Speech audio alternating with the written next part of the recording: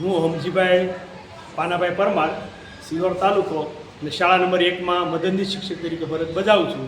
પરંતુ આ ઇનોવેશન ફેસ્ટિવલમાં 26ના ફેસ્ટિવલમાં મારી પસંદગી થઈ એટલે હું વાટિકાનું મનગમતું શિક્ષણ લઈ અને અહીં અમારો પ્રોજેક્ટ બતાવવા આવ્યો છું.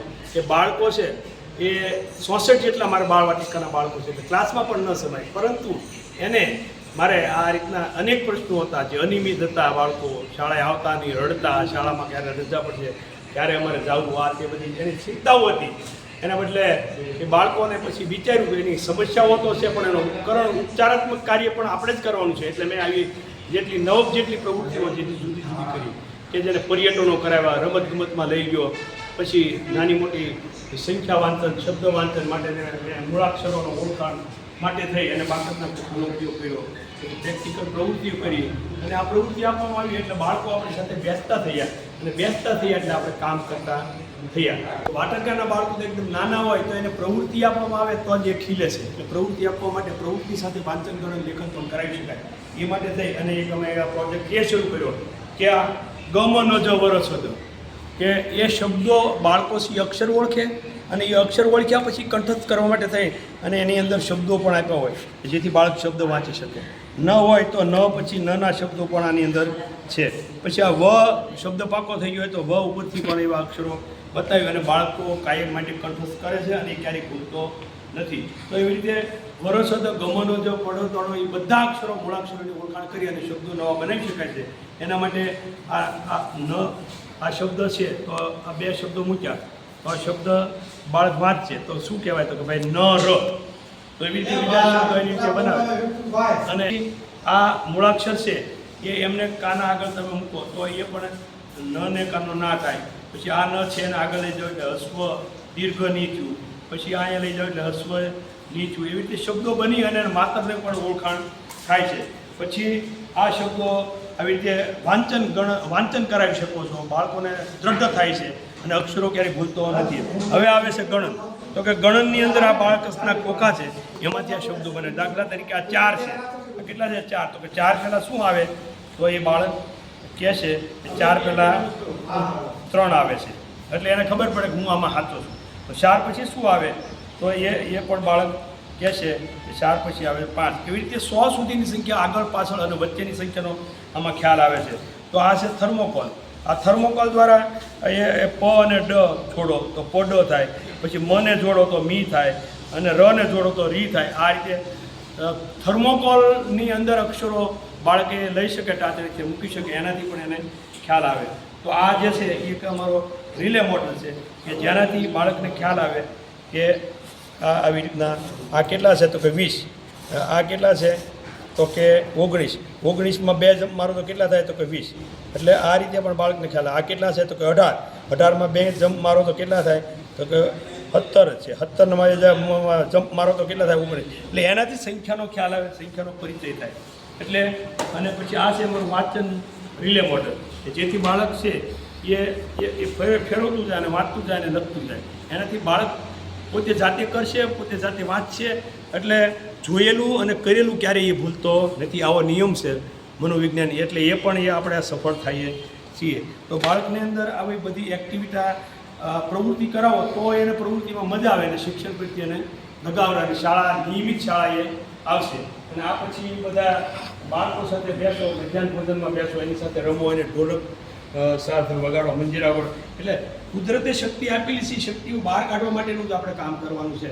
પણ બાળકને ગમે એવી પ્રવૃત્તિઓ કરી અને આપણે શિક્ષણ આપી દો તો જ બાળક દરરોજ શાળાએ નિયમિત આવશે. એટલે ખરેખર મનગમતું શિક્ષણ એ ત્યારે જ છે કે જ્યારે બાળકને મનગમતી પ્રવૃત્તિ કરાવો અને એનાથી પરિણામ 100% મળે છે. આ પછી રમતો આવે છે કે બધા ગુણો, નિડરતા, નિર્ણાયક, આ બધા ગુણો ખીલે છે. એટલે રમતગમતથી પણ એના સેલ જાગૃત થાય છે બાળકોને, એટલે રમતગમત પણ જરૂર છે.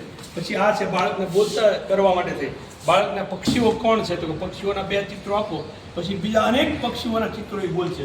પછી જંતુઓમાં ભાઈ કીડી ને મકોડા, તો બીજા જંતુઓ ક્યાં એટલે એ નામ બોલવા મળશે. પછી એવી રીતે ફૂલોમાં પણ એવું 2 ફૂલોના નામો, પછી અનેક ફૂલો, પછી એમને એમ કે વાહનોના નામ, તો 2 વાહનના નામ આપ્યા, બીજા વાહનોના નામ આપવા બોલશે.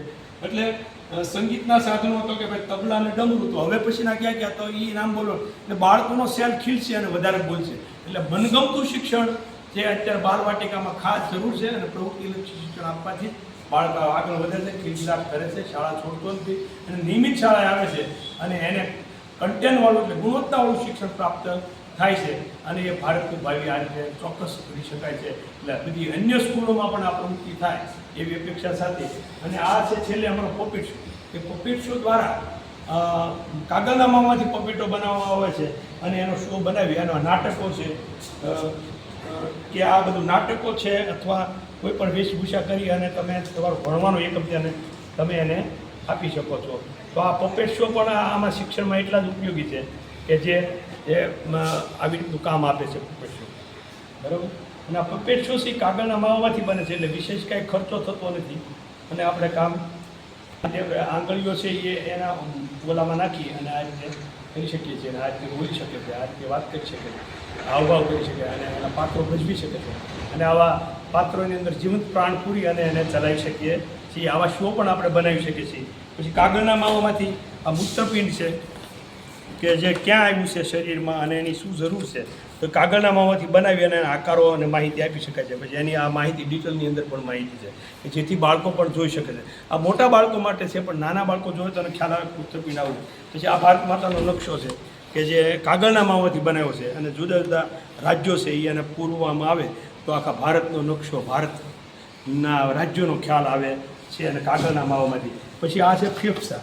તો ફેફસા પણ કાગળના માવામાંથી બનાવ્યા છે એથી બાળકને ખબર પડે કે આ વાયુકેશ છે, ધમની છે, શીરા છે, મોટા બાળકોને ખ્યાલ આવે. પછી એથી ઇકો ફ્રેન્ડલી માટે થઈ અને આ મૂર્તિઓ બનાવવામાં આવે છે કે એને પછી એનો કાર્યક્રમ પૂરા થયા પછી એને જ્યારે નદીમાં પધરાવવામાં આવે તો આનું કોઈ પ્રદૂષણ થતું નથી અને એનો ખોરાક માછલી ખોરાક તરીકે ઉપયોગ કરે, ખાતર તરીકે ઉપયોગ કરે પણ એ નુકસાન થતું નથી, પર્યાવરણ માટે બહુ સારું છે. ખરેખર ઇકો ફ્રેન્ડલીમાં પણ આ કાગળના માવાનું કામ આપે છે. ખરેખર આમાં એટલી બધી પ્રવૃત્તિઓ છે કે તમે ધારો એટલી પ્રવૃત્તિ કરી શકો છો અને આ પ્રવૃત્તિ બાળકોને ગમે છે. એનાથી બાળકો છે નિયમિત શાળાએ આવે છે અને 100% અમને રિઝલ્ટ મળ્યું છે. આ બાબત અમે અહીંયા રજૂ કરી છે પ્રેક્ટિકલ અને થિયરિકલ રીતે અને અમારા બાળકોમાં અમે એનું સંશોધન કરી અને રિઝલ્ટ મળ્યા પછી અહીંયા અમે લાવ્યા છીએ. દરેક અન્ય શાળામાં પણ વાટિકામાં આ પ્રવૃત્તિ કરવામાં આવે તો એ વાટિકા ખિલખિલાટ રીતે આગળ વધે છે અને 100% બાળકો કંટ્રોલ, શિસ્ત અને સંયમ રાખી અને ભણે છે. જય જય.